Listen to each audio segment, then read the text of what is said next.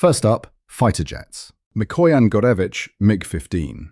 This trained the first North Vietnamese jet pilots to face US wings. It was fast and agile. It marked a massive leap for the resistance in the skies. Mikoyan-Gorevich MiG-17. This fighter was a nightmare for American pilots in tight dogfights. Slower than US jets, it could turn inside them. Its cannons shredded heavy bombers. Mikoyan-Gorevich MiG-19. The first supersonic fighter used to intercept US strike groups at high speed. It was hard to fly, but deadly against the American air campaign. Mikoyan-Gorevich MiG-21. A sleek machine that became the premier interceptor against the US. It specialized in hit-and-run missile attacks. It was the top threat to air power. Northrop F-5 Freedom Fighter. These were seized from the south after the fall of Saigon. They were light and easy to fly. They became a trophy of the final victory over the US. Let's move on to attack aircraft and bombers. Ilyushin Il-28. This jet bomber gave the North a way to strike back at US naval forces. Used for coastal patrols, it was a heavy threat to the American fleet. Antonov AN-2. This biplane was stealthy and quiet. It flew low to evade US radar systems. It was used for daring night raids against American ships and radar bases. Douglas A-1 Sky Raider. A piston beast seized from the south, it carried more bombs than some jets and could loiter for hours.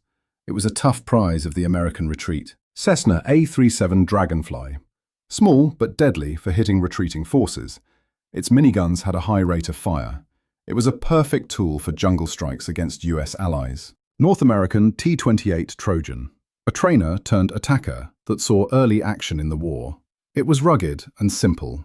It was used to spot American movements in the thick jungle. Continuing with Gunships, captured US. Douglas AC-47 Spooky. A flying fortress of rapid-fire guns taken from the south. It could rain down thousands of rounds. It was a terrifying prize of the American war. Fairchild AC-119 Shadow Stinger. A heavy gunship seized from the south. It had night vision and heavy cannons. It was used against the remnants of US-backed forces after sunset. Now let's look at helicopters. MiL-Me-1. This small helicopter was the first of its kind for the North. It trained the pilots who would fly missions against the massive US air armada. MiL-Me-4. A reliable workhorse for the North's transport needs. It moved troops and gear over the jungle. It bypassed US ground blockades with ease. MiL-Me-6.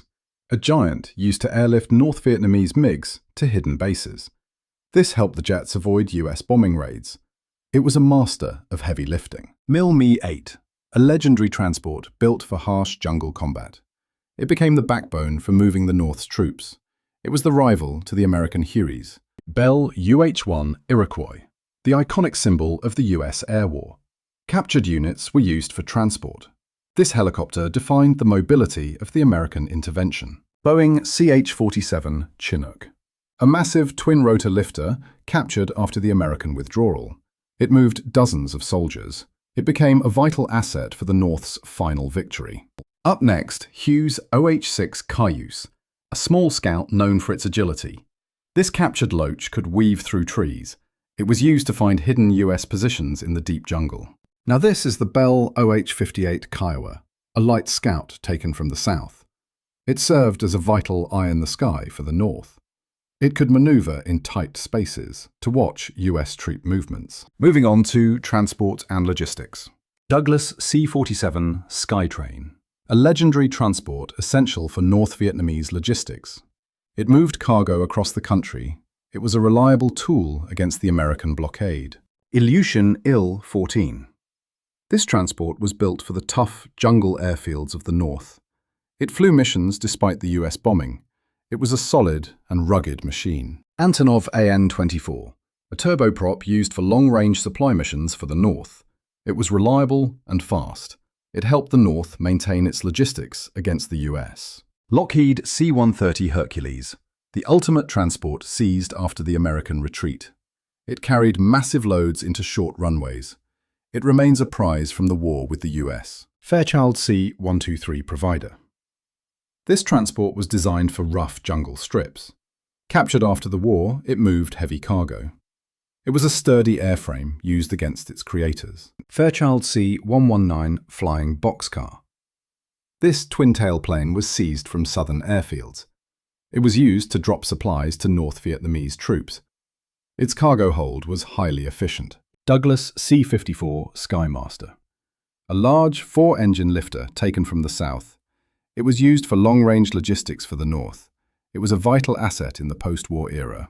Now this is the Cessna 402, a light transport used for quick utility missions. Captured from the south, it was nimble and fast. It moved small teams across the war-torn nation. Moving on to observation and reconnaissance. Berry of B-6.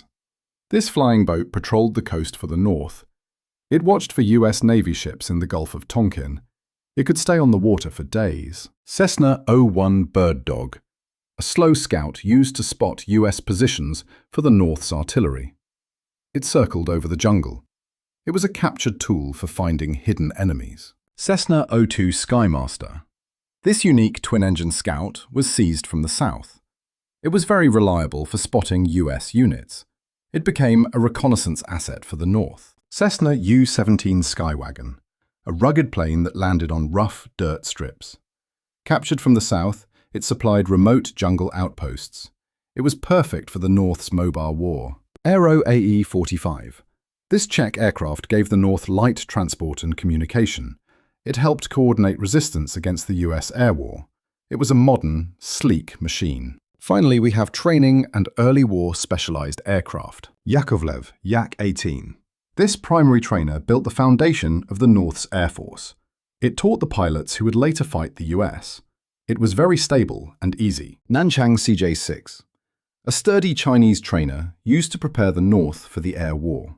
It was reliable and tough. Many pilots began their fight against the US here. Yakovlev Yak-11. A powerful trainer that felt like a real fighter. It prepared North Vietnamese pilots for jets. It was the final step before facing American Phantoms. Aero L-29 Delphine. The first jet experience for the North's pilots. It was forgiving and reliable. This trainer paved the way for the jet battles against the US Air Force. Zlin Z-226. An agile trainer used to teach dogfighting maneuvers to the North. It had excellent control. It was vital for learning how to outturn American fighter jets. Then, Cessna 172. Captured units were used for basic training by the North. They were simple and reliable. They were a common sight in the aftermath of the American War. De Havilland Tiger Moth. An old biplane used in the earliest days of the North's Air Force.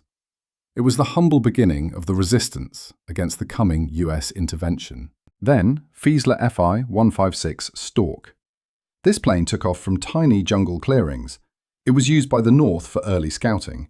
It could hide from US eyes in the thickest canopy. Tachikawa Ki-54, a Japanese relic used for early transport by the North. It served as a bridge for the fleet. It was used before the arrival of Soviet and US jets.